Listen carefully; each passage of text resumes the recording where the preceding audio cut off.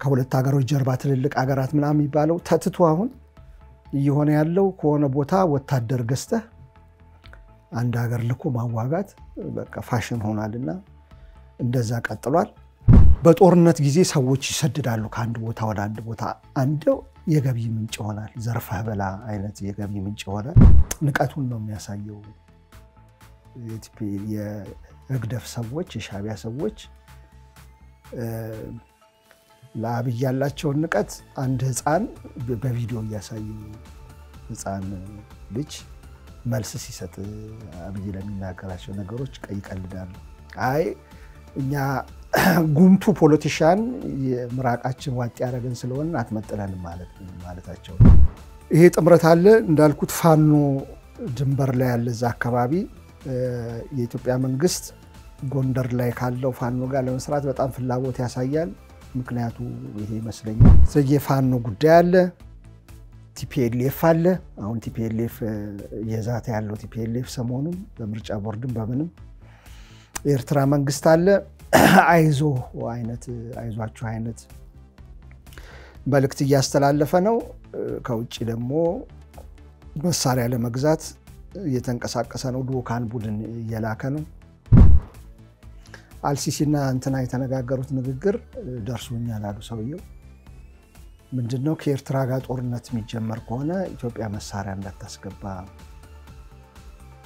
እንድትንገላታ ማድረግ ነው የሚለው ሴንስ ሰጠኝ።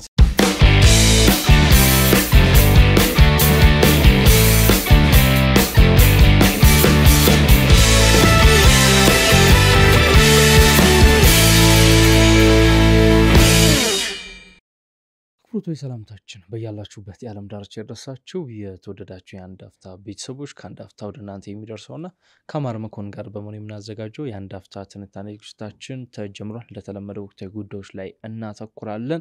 ከሰሞኑ ቀጣናውን የተመለከተ አንድ አዲስ መረጃ ወጥቷል።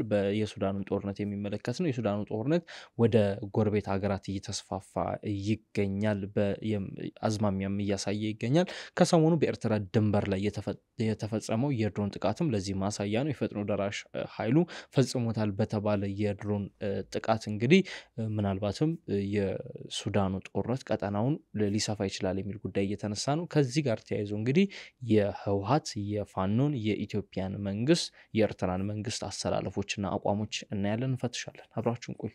አሚጎ እንኳን ደህና መጣ። እንግዲህ የሱዳን ጦርነት 2 ዓመቱን ተሻገረ። በርካቶች ባለፉት ዓመታት ሲሰጉና ሲተነትኑ እንደነበሩት እንግዲህ ጦርነቱ ወደ ጎረቤት ሀገራት የመስፋፋት አዝማሚያን በማሳየት ላይ ይገኛል። ከዚህ ቀደም ወደ ኢትዮጵያ ድንበር እየገሰገሰ ነው ጦርነቱ ሲሉ አቶ ጌታቸው ረዳ በትዊተር ገጻቸው ላይ አጭር መልእክት አስተላልፈው እንደነበር እናስታውሳለን። ያኔ ጦርነቱ የአርኤስኤፍ እና ብሔራዊ ጦሩ ውጊያ ወደ ኢትዮጵያ ድንበር ላይ እጅግ ያየለበት ወቅት ነበር። እንደዚሁም ወደ ቻድ ድንበር ከዚህ በተጨማሪ ወደ ኤርትራ ድንበርም የመስፋፋት ያዝማሚያ እየታየ ነው የሚገኘው። ፕሬዝዳንት ኢሳያስ አፈወርቂ ከዚህ ቀደም በሰጡት አንድ ቃለ መጠይቃቸው ላይ በይፋ የአልቡርሃን ደጋፊ እንደሆኑ ተናግረው ነበር። ባለፈው አልቡርሃን ከድሉ በኋላ አስመራ ቤተ መንግስት በተገኙበት ወቅትም የኤርትራን ህዝብና የኤርትራን መንግስት ለዚህ ድል ማመስገናቸው የሚታወቅ ነው። አሁን እንግዲህ አርኤስኤፍ የድሮን ጥቃት ከሰሞኑ የፈጸመው እንደ አረብ ኒውስ ዘገባ ከሆነ እንግዲህ ዛ ኤርትራ ድንበር ሰከላ አቅራቢያ ነው። ያን ተከትሎ እንግዲህ አርኤስኤፍ ለአልቡርሃን ጦር ድጋፍ ላደረጉ አገራት ላይ እርምጃ ሊወስድ ይችላል። ይህን ተከትሎም ምናልባት ጦርነቱ የመስፋፋት አዝማሚያ ሊያሳይ ይችላል እየተባለ ይገኛል። እንደሚታወቀው የህወሓት ታጣቂዎች በተለይም አርሚ 7 የሚባለው የህወሓት አንድ የሰራዊት አርሚ በዚያ ጦርነት ሙሉ በሙሉ እየተሳተፈ ነው የሚገኘው ለአልቡርሃን ወግኖ ማለት ነው። ከዚህ በተጨማሪም የኢትዮጵያ መንግስትም ፈራተባ ይበል እንጂ ከአልቡርሃን ጦር ይልቅ ለፈጥኖ ደራሽ ኃይሉ ስስ ልብ አለው። በተለይ ዩናይትድ አረብ ኤምሬትስ ከጀርባ ሆና ፈጥኖ ደራሹን ኃይል እየደገፈች ከመሆኑ ጋር ተያይዞ ይነሳልና ይህን ተከትሎ አዲስ የሆነ በቀጠናው አሰላለፍ ሊመጣ እንደሚችል እንደዚሁም ደግሞ ጦርነቱም ሊስፋፋ እንደሚችል እየተነገረ ነው። ከዚህ በተጨማሪም ከኢትዮ ኤርትራ ትኩሳትም ጋር የሚያዝ ነገር አለው። በተለይም ህወሓትና ሻዕቢያ የጀመሩት ግንኙነት እየተጠናከረ ሄዶ ከሰሞኑ ፕሬዚዳንት ኢሳያስ አፈወርቂ ለኤርትራ ህዝብ መልእክት ማስተላለፋቸውን የሚገልጽ ተንቀሳቃሽ ምስል ተለቋል። በዚያ መልእክት ላይ ለትግራይ ህዝብ በራችን ክፍት ነው የሚሉ አይነት መሰል ጉዳዮች ነው በፕሬዚዳንቱ ተላልፈዋል የተባሉ መልእክቶች። ያን ተከትሎ የሻዕቢያና የህወሓት ግንኙነት እየተጠናከረ ሄዷል። በሱዳኑ ጦርነት ደግሞ በአንድ ጎራ ተሰልፈው ይገኛሉ። ይህን ተከትሎ የኢትዮጵያ መንግስት በእነዚህ ግፊቶች ከፈጥኖ ደራሽ ኃይሉ ጋር ሊሰለፍ የመቻሉ ዕድል ሰፊ ነው። ከዚህ በተጨማሪም የፋኖ ታጣቂዎችም እንቅስቃሴ በዚያ አካባቢ በመኖሩ እነሱም እንግዲህ የዚህ ኃይል አሰላለፍ አንድ ውጤት ሊሆን እንደሚችሉ እየተነገረ ይገኛል።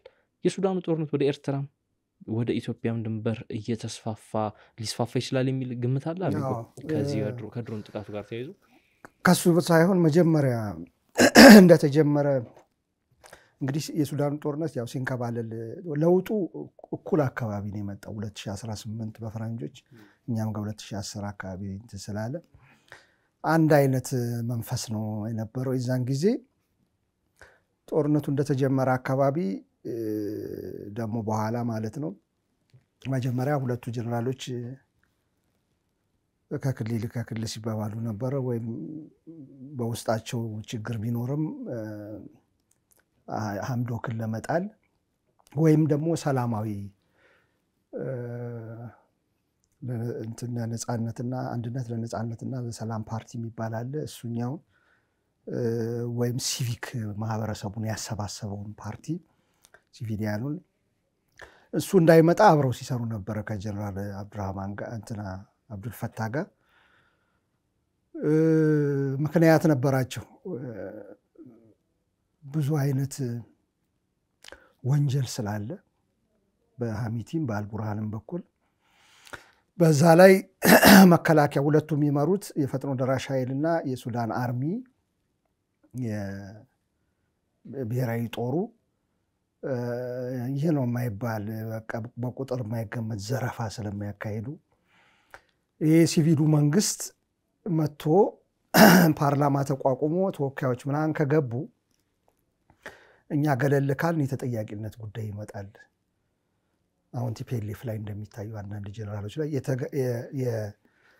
የተጠያቂነት ጉዳይ ይመጣል ከዳርፉሩ ጀምሮ የመን ድረስ የባከነ ነገር አለ ከእንደገና እዛው ካርቱም ላይ ፈጥኖ ደራሽ ኃይሉ የሰራው ወንጀል አለ እነዚህ ሁሉ ከዛ የገቢ ምንጫችን ይቅርታ የገቢ ምንጫቸው ደግሞ ሁለቱም ኢሌጋል የሆነ ነገር አላቸው ያኛው አልቡርሃን ሰፋፊ እርሻዎች ተጣምሮ ከድሮ ጀነራሎችና ከሳውዲ አረቢያ ባለሀብቶች ጋር ተጣምሮ ከፍተኛ ገንዘብ ያካብታል ሐሚቲ ከዩኤኢ ጋር በወርቅ ንግድ በህገወጥ በሚወጣም ምንም ብዙም ቁጥጥር በሌለው ወደ 12 የሚያህሉ የወርቅ ጉድጓዶች አሉት ወደዛ ወደ ዳርፉር አካባቢ ሁለቱም ኢሌጋል የሆነ ገቢ ያላቸው ያም እንዲወጣም አልፈለጉም ሲቪሉን ከገለበጡት በኋላ ግን ሌባ ሲሰርቅ አይጣላም ሲካፈል ነው እንደሚባለው ያን ጊዜ አፍጥጦ ወጣ ጦርነቱ ከጀመረ ቆይቷል በመቶ ሺህ ሰዎች አልቋል በሚሊዮኖች ተሰደዋል ወደ ኢትዮጵያ መመጣዋሉ ወደ ጎረቤት ሀገራት ተበትነዋል በአብዛኛው አስከፊ ነው በዛ ላይ በሽታዎች አሉ በየጊዜው ኮሌራ ይነሳል ምን ይላል አሁን የአካባቢውን አሰላለፍ ስናይ መጀመሪያ ሁሉም ሰላም ይምጣ ነበር የሚሉት ጣልቃ አንገባም ግን የታወቀ ነው የሀገራት ጉዳይ ያዩና እየተጠናከረ ሲሄድ መግባታቸው አይቀርም የዛን ጊዜ ነው ፕሮግራም ሰርተን ነበር እዚህ እንደሆነ ይሄ ጦርነት የኢትዮጵያውም የሱዳንም እየተራዘመ በሄደ ቁጥር የእጅ ጣልቃ ገብነት ይኖረዋል የውጭዎች ጣልቃ ገብነት ይኖረዋል ከዛ መልኩን ይቀይራል መልክ ማለት ኤትኒክ መጀመሪያ የብሔር መልክ የለውም ነበር የአልቡርሃንም የተውጣጣ ነው የሐሚቲም ውስጡን አለው ጎሳዎች አሉት ግን እንዲህ አፍጥጦ ይወጣል ነበር ግን ወደ ኤትኒሲቲ ከሄደ ጉዳዩ ወደ ብሔር ከሄደ በጣም ብዙ ግሩፖች አሉ ሱዳን ውስጥ እያንዳንዱ አሁን እያየን ያለ ነው ሱዳን እያንዳንዱ ትጥቅ ይዞ ሊነሳ ይችላል ያኔ ማቆሚያው ይጠፋል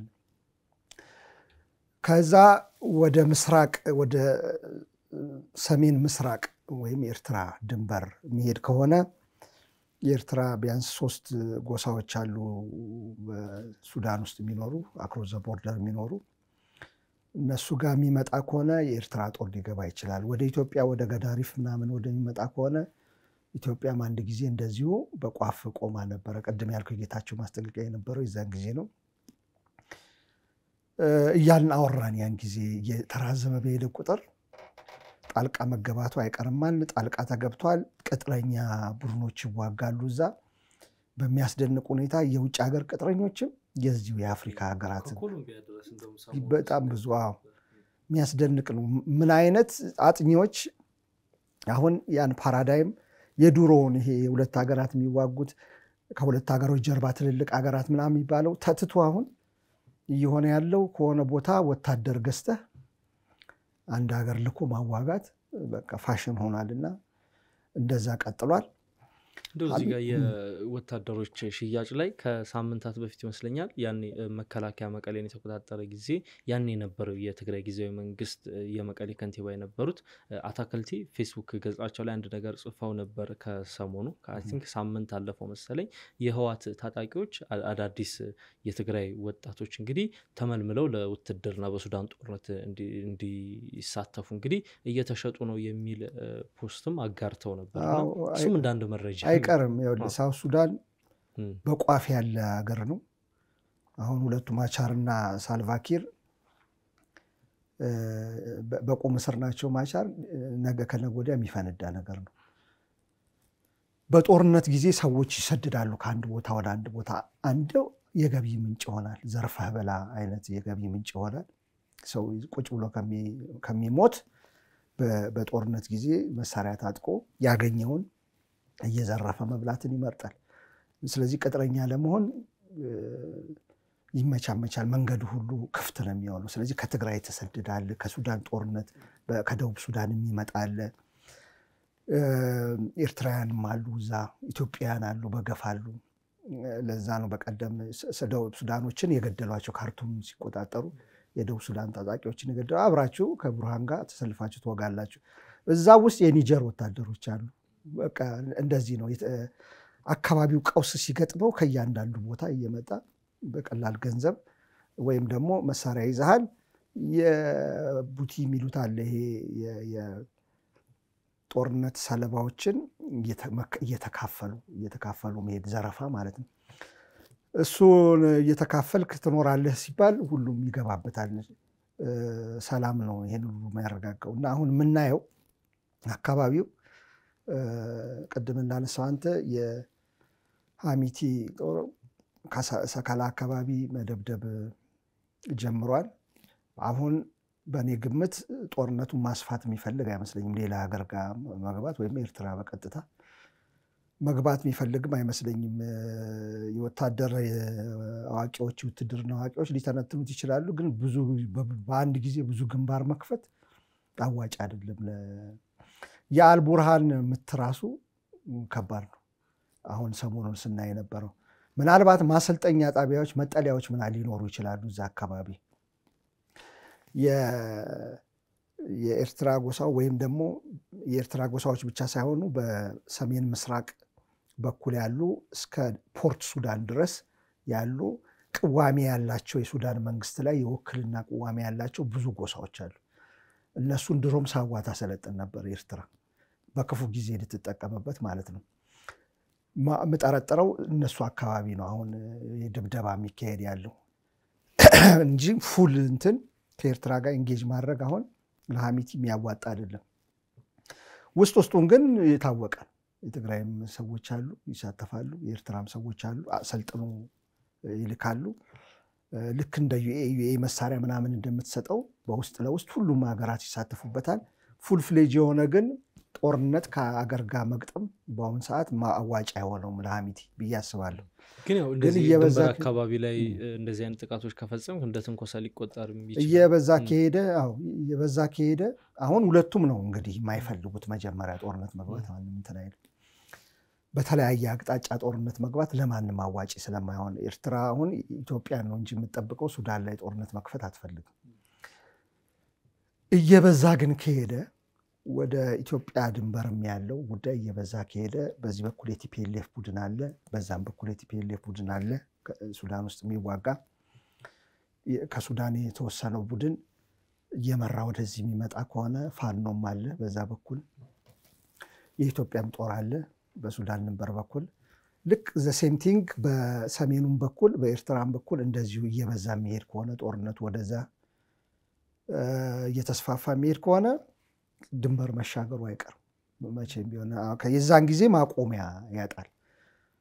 ለዚህ ነው ነገርን ቶሎ መቅጨት ለብዙ ነገሮች ሳይስፋፉ ውስብስብ ሳይሆን አክተሮች ተዋናዮች ብዙ ሳይበዙ ጠረጴዛ ላይ የምታስቀምጠው ሰው ሲበዛ ስምምነት ላይ ለመድረስ ያስቸግራልና ሳይበዙ ቪክቲምስ ሳይበዙ ብዙ ሰለባ ካለ ካሳ ጥያቄ የፍትህ ጥያቄ እየበዛ ስለሚሄድ ነገሮችን መፍታት ስለሚያቀት በጊዜ መፍታት ይሻላል የምንለው አሁን በአሰላለፍ መልኩ የግብጽ የአልቡርሃን የኢሳያስ እና የሳውዲ አረቢያ ጥምረት አለ። ሳውዲ አረቢያ እስካሁን ገባ ወጣ ነበረች፣ ግን ሰሞኑን እንዳየሁት እዛው ሚድል ኢስት ውስጥ የሚወጡ መጽሔቶች እንዳየሁት ከሆነ እየገባችበት ነው በአልቡርሃን በግላጭ። በዚህ በኩል ሐሚቲ ያለ ኢራን ባስገራሚ ሁኔታ በሁለቱም በኩል ትጫወታለች፣ ድሮን በመሸጥ እንትን በማለትም ሩሲያ አንዳንድ ጊዜ ከአልቡርሃን ጋር ይሰራል ይባላል። ለምን የባህር እንትን ሰጣቸዋለሁ ብሏቸዋል። ቤዝ ለሰርጓጅ መርከቦቻቸው ቤዝ ይሰጣሉ ብሏል። ስለዚህ ራሻ አለችበት ይባላል አንዳንድ ጊዜ የዩክሬን ወታደሮች ተገኝተውበታል። አዎ በዚህ በኩል በሐሚቲ በኩል ዩኤኢ ግልጽ ነው በደንብ አለች፣ ሁልጊዜ ትክዳለች ሴኩሪቲ ካውንስል ላይ ሲነሳ እንጂ እንዳለች የተረጋገጠ ነው። ኢትዮጵያ አለች ይባላል፣ በምን መልኩ የሚለውን አናውቅም። ተጣርቶ እስካሁን ያየሁት የለም።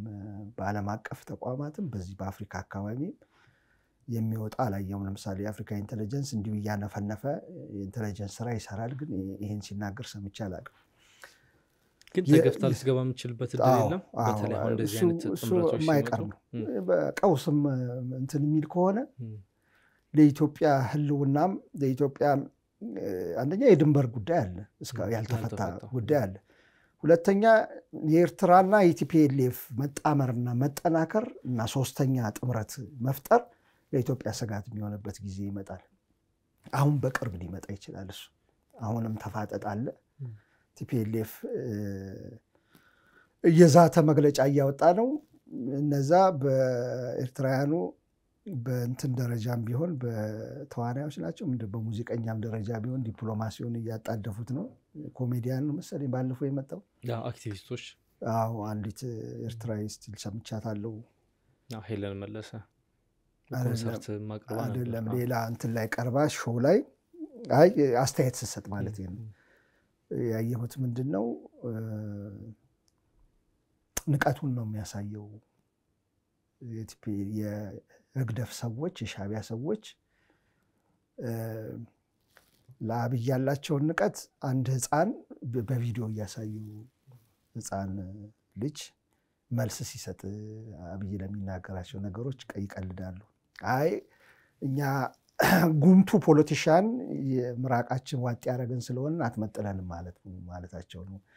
ለትግራይም ያንን ሰው የሚልኩት በትልልቅ ደረጃ ማድረግ ሲቻል እንትኑን እብሪት ነው በህግደፍ በኩል ያለ ስትል ሰምቻታለሁ። ሊሆን ይችላል ምናልባት ብዬ አስባለሁ። እና ግንኙነት ግን እንደዚህ በትንሽ ደረጃም ቢሆን ለመፍጠር እየሞከሩ ነው። ጄኔራሎችም ተገናኙ የተባለበትም ጊዜ አለ። ይሄ ጥምረት አለ እንዳልኩት ፋኖ ድንበር ላይ ያለ እዛ አካባቢ የኢትዮጵያ መንግስት ጎንደር ላይ ካለው ፋኖ ጋር ለመስራት በጣም ፍላጎት ያሳያል። ምክንያቱ ይሄ ይመስለኛል። ያንን አካባቢ ሴፍ ለማድረግ ዞን ለማድረግ ቦርደር ስለሆነ የመሳሪያ ዝውውር ስለሚካሄድበት ቦታው አስቸጋሪ ስለሆነ ከጥንት ጀምሮ መንግስት ላይ ቅዋሜ ያላቸው የሚሸፍቱም ቢሆን የሚሸፍቱ አንዳንዱ ዘርፎ የሚበላ አንዳንዱ ግን መንግስት ላይ ተቃውሞ የሚገባ በጣሊያንም ጊዜ ጀምሮ በዛ በኩል ጣሊያንን ለመውጋት ይመች የነበረበት ቦታ ነው። በዛ በወልቃይት በረሃው ያንን መቆጣጠር ስለሚፈልግ ይመስለኛል መንግስት አሁን በጎንደር ፋኖች ጋር ንግግር ለማድረግ አንዳንድ ጊዜ ጥረቶች ሲደረጉ ያዩት ከውጭ ዲፕሎማቶችም ተጨምረውበት ማለት ነው። ስለዚህ የፋኖ ጉዳይ አለ፣ ቲፒኤልኤፍ አለ። አሁን ቲፒኤልኤፍ የዛተ ያለው ቲፒኤልኤፍ ሰሞኑን በምርጫ ቦርድም በምንም ኤርትራ መንግስት አለ። አይዟችሁ አይነት መልእክት እያስተላለፈ ነው። ከውጭ ደግሞ መሳሪያ ለመግዛት እየተንቀሳቀሰ ነው። ልኡካን ቡድን እየላከ ነው። ምንም ሌላ ነገር አይደለም እያሉ ያሉት። ይሄ ጦርነት ስጋት በሚያንዣብብበት ጊዜ ሀገራት የሚሯሯጡት መሳሪያ ግዢ ነው። በአብዛኛው ዲፕሎማሲያዊ ጫና ለማድረግ የሚፈልጉ አሉ። እሱን ረገብ አድርገው ጦርነት አይቀሬ ነገር ከመሰላቸው መሳሪያ ግዢ ይሯሯጣሉ።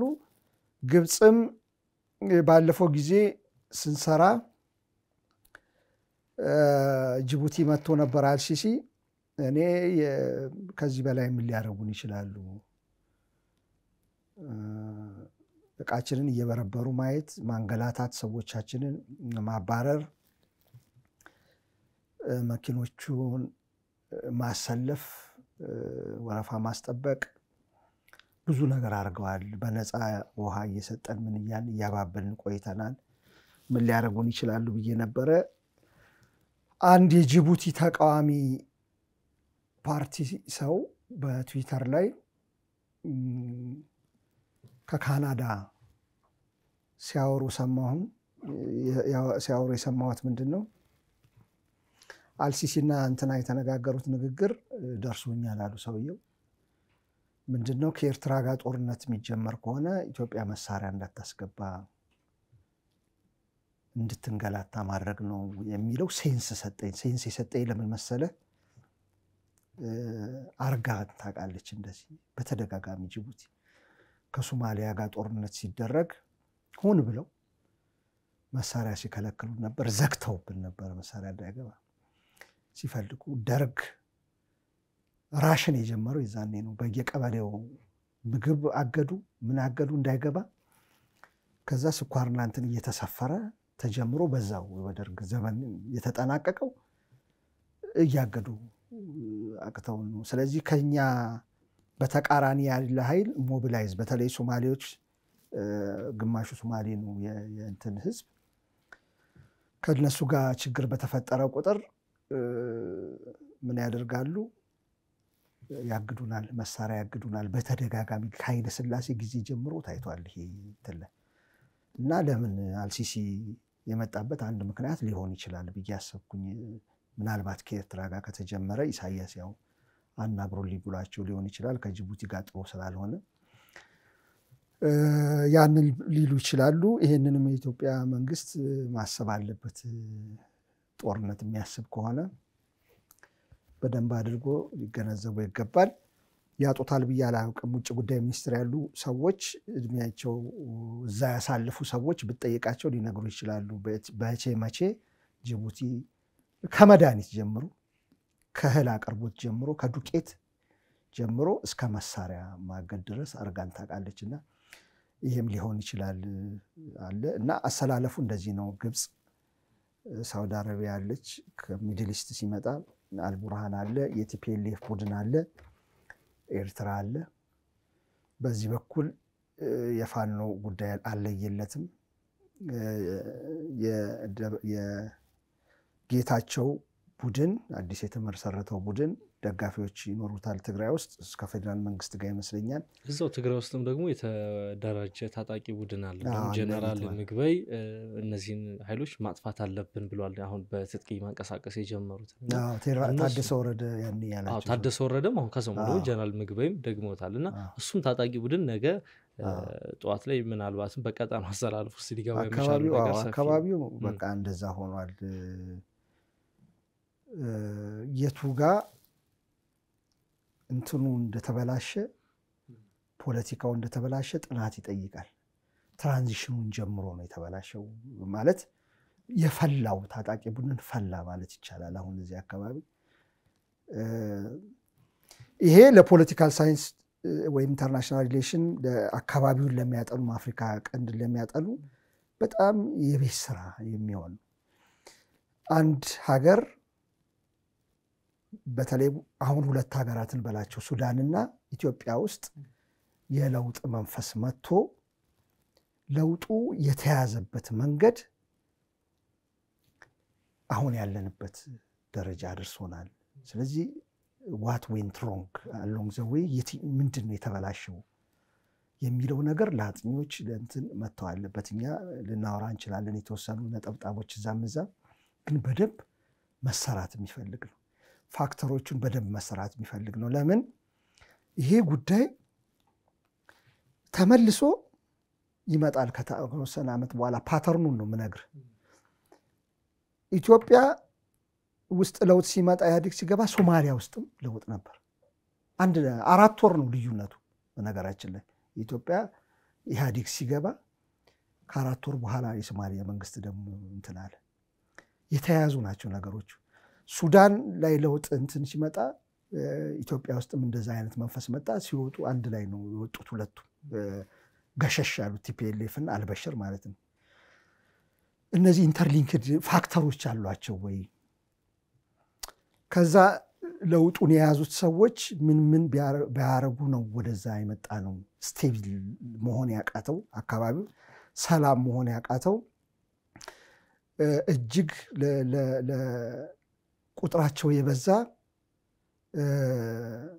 አሞርፈስ ማለት ቅርጻቸው እንኳን ማወቅ የማይቻል ከማጋ ነው የሚሰሩት የሚለውን እንኳን ማወቅ የማይቻል እጅግ የበዛ ታጣቂዎች የፈሉበት ምክንያት ሱዳን እኛ አልቡርሃንና እንትን ብለን እናወራለን እንጂ ጦርነቱ በጣም ብዙ ታጣቂ ቡድኖች አሉ ዳርፉር አካባቢ ኮርዶፋን ዳርፉር ኖርዝ ዳርፉር ላይ ሰፊ ቦታ ነው ቻድ ጋር የሚገናኝ ነው እንትን ከትልልቅ ሪጅኖች አንዱ ነው እሱም ለ5 እና ሴንትራል ዳርፉር ለ5 ከፍለውታል ሳውዝ ኢስት ይያሉ እዛ ላይ አልቡርሃንን ወግነው ከሐሚቲ ጋር የሚዋጉ ጎሳዎች አሉ በተቃራኒው ከሐሚቲን ወግነው ከአልቡርሃን ጋር የሚዋጉ አሉ በጣም ብዙ ቡድን እንዲሁ እንትን ስላላ የሆነ ጊዜ እንደ ትዝካላ አንድ ጄነራል የሚመራው ጦር ካሁን በኋላ ከአልቡርሃን ጋር ነው መሰለፈው ብሎ ይገባል የሚመራው ማለት ነው እና እንደዚህ የፈሉበት ምክንያት ኦርደር የሚባል ሀገረ መንግስት ውስጥ ያለ ስርዓት ሰላም ስርዓት ደህንነት ሲናጋ ወይም ለውጥ ሲደረግ ያቺ የለውጥ ፔሪድ በየ10 በየ20 አመቱ ዋጋ ማስከፈል ያለበት ለምንድን ነው የሚለው ነገር መጠናት አለበት ከዚህ ምን ወስደው ብዬ እንደ ሀገር እንደ ህዝብ ምን ወስደው ብዬ ትምርት ብዬ ማስበው ምንድነው ኢትዮጵያ ውስጥ ከዚህ በፊትም ተናግሬያለሁ ለውጥ መጣ ቲፒኤልኤፍ ከመረኩ ገሸሽ ብሎ ወደ መቀሌ ሲገባ ሁለት ቡድኖች ተጣምረው የኢህአዲግ አባላት የነበሩት ካስወገዱ በኋላ ለምንድን ነው አሁን ኦሮሚያ ላይ ትግራይ ላይ አማራ ላይ እንትን ያለው ሶማሊያ ወደ ቋፍ እየሄደች ያለች ሶማሌ የኛ ኢትዮጵያ ሶማሌ ኦብነግ እንደዛ ቋፍ ላይ ሊሆን የቻለው ጥናት ያስፈልጋል ምንድነው ዲሬል ያደረገው ይሄ ሂደቱን ባቡሩን ከንትኑ ከሃዲዱ ያወጣው ነገር ምንድነው ያን ያጠኑ የሚቀጥለው ጊዜ ይሄ እንዳይደገም ነው መደረግ ያለበት ሱዳንም the same thing ምንድነው ስከታተል ለረጅም ጊዜ እንደዚህም ካንተም ጋር ሲሰራ ፓተርኖቹ ይታዩኛል እንዴት እርስ በርስ እንደሚገናኙ ማለት ነውና ይሄ ተጠንቶ ነው የሚቀጥለው እንደዚሁ አይቀጥልም የሆነ ጊዜ ደግሞ ለውጥ ይመጣል 100,000 600,000 ሰው እንዳይሞት የምታረገው በዚህ መልኩ ነው ከዚህ የተማርክ በሚቀጥለው ጊዜ ማረቅ ለምሳሌ አንድ የሚታይ ነገር ኢትዮጵያ ውስጥ ከዚህ በፊት ነገር ያለው የፖለቲካ ኮምፒቲሽን ብቻ አይደለም ኮኦፐሬሽን አለ እና በዛ ቅኝት የተቃኙ ፖለቲከኞች አሉ በዛ ቅኝት ይሄዱና ይሄ የመተባበር መንፈስ የሚባለው ነገር ሳይሆን ሁሉ ጊዜ መፎካከር አለብን ስለሆነ ሁለት እንጣመርና ሶስተኛውን እንጣለው የሚለው አሁን በግልጽ ነው የሚታየኝ ኢትዮጵያ ውስጥ ይሄ ነው በየተደጋጋሚ ችግራችን አንደኛው መንስኤ ሁላችንም እንደ ኢትዮጵያ እንደ ፖለቲካ ፓርቲ እንደ ልሂቃን ኢትዮጵያን ሰላም አድርገን ደህንነቷን ስልጣን ተካፍለን ኮምፕሮማይዝ አድርገን እንሂድ ከሚል ይልቅ ሁለታችን እንጣመርና ያንን አፈርድሜ እናስግጠው ልክ ያኛው አፈርድሜ ጋጠው ደግሞ ሌላ ቻንስ ያገኝና ከሌላ ጋር ይጣመርና ሶስተኛውን ወገን ሞጋት ይጀምራል በዚህ ሂደት በኦሮማራም ጥምረት ቲፒኤልኤፍ እንትን ሲባል የአማራ ኃይሎች በብልጽግና በኤርትራ ጥምረት ቲፒኤልኤፍ ዞር ሲደረግ ከዛ ኢትዮጵያና የኢትዮጵያ መንግስትና ቲፒኤልኤፍ ፕሪቶሪያ ላይ ሲስማሙ ሻቢያና ፋኖ ገሸሽ ሲደረጉ ይታያል እኮ ፓተርን ለምን እዛ ጥልፍልፍ ውስጥ እንደምንገባ በደንብ ነው የሚታየው ከዚህ ስንም አሁንም እንደዛው ነው አሁን እየሆነ ያለው ቲፒኤልኤፍ እና ሻቢያ ምናልባት አንድ ፋኖ ቡድን አብረን እንሰራለን የሚል ቡድን ካለ ከዛ ጋር ይጣመራል የተወሰነ ቲፒኤልኤፍ ፌደራል መንግስት ወይም ብልጽግና የተወሰነ ፋኖ አይዶን ነው እስካሁን አለየለትም ንግግር ከተደረገ ከዚህ ጋር ይሰለፋል እነዚህ ናቸው የሚላተሙት ቀጥሎ ደግሞ ከዛ ዙሩ ደግሞ ይሽከራከራል ከሌላ ጋር ጥምረት ይሆንና ዋይ ኖት እኛ ሁላችን አንድ በሀገር ውስጥ ሁለት ቀንዱ አካባቢ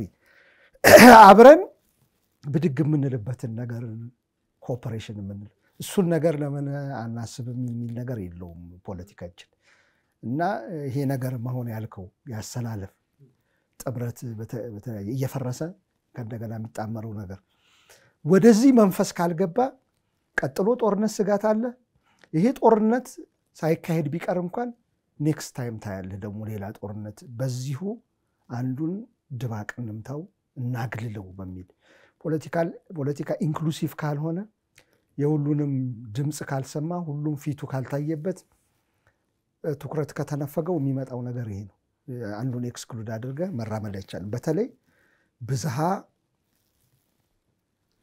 ሃይማኖት ብዝሃ ባህል ብዝሃ ቋንቋ ባለበት ሀገር ኢትዮጵያ ኢንክሉሲቭ ሁላችንም እንደግ አብረን ብድግ እንበል የሚል መንፈስ ከሌለው በየተራ ሪቮሉሽን የሚያካሂድ በየተራ ደም የሚያፈስ ይመጣልና ይሄ ነው የሚታየኝ አፍሪካ ቀንድም አሁን እንግዲህ በተለይ በተደጋጋሚ የሚነሳል ይሄ ነገር ፖለቲካዊ መርህ ላይ ተመሰረተ ሳይሆን ጊዜያዊ የፖለቲካ ጥቅም ላይ ተመሰረተ እንደሆነ ቀደም ያነሳው የነ አልቡርሃንና ሄሜቲ የጣላት ነው በሚል አንድ አካል ላይ ከዘመቱ በኋላ ነው መጨረሻ ላይ ክፍፍሉ ላይ የተጣሉት እንደዚሁም ደቡብ ሱዳን ላይም አብረው የተዋጉ ኃይሎች ናቸው መጨረሻ ላይ እንደዚህ ሊከፋፈሉ ይችላል በኢትዮጵያም ስናይ ባለፉት አመታት ይሄ ነው የሆነው ባለፈው እንደውም የመቀሌ ዩኒቨርሲቲ አንድ ጥናት ላይ በሰሜኑ ጦርነት በትግራይ ላይ በተፈጸሙ የሰብአዊ መብት ጥሰቶችና ግድያዎች ከ70% በላይ የተፈጸሙት በኤርትራ ወታደሮች ነው የሚል ሪፖርት ወጥቶ ነበረ አሁን ደግሞ በተገላቢጦሽ ሆኖ ህዋትና ሻቢያ ሊሰሩ ነው የሚል ነገር እያየን ነውና ቀጠናው እንዲህ አይነት ነገር ያለበት ነው ይቸግረኛል አንዳንድ ጊዜ ለምሳሌ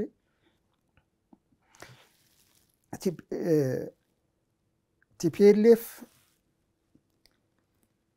ከሻቢያ ጋር እንዴት ይሰራል ስትላቸው ከሻቢያ ጋር ሰርቶ አይደለም ወይ መንግስት ይወጋን የሚል መልስ ይሰጣል መርሁ አንተ ቆመህ እንዳትከራከርበት እንኳን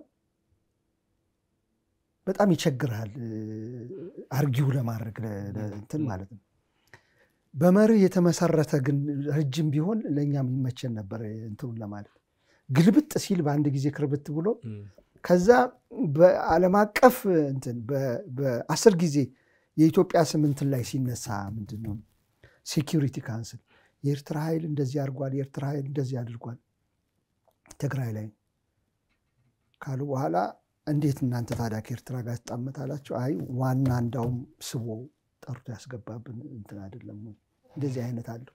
ስለዚህ መርሁ ከባድ ስለሆነ መከረባበቱ አመት ተትቶ ወርሃዊ የሆነ ስለመጣው እንደው አመትማ መጠበቅ በቃ ረጅም ሆኗል።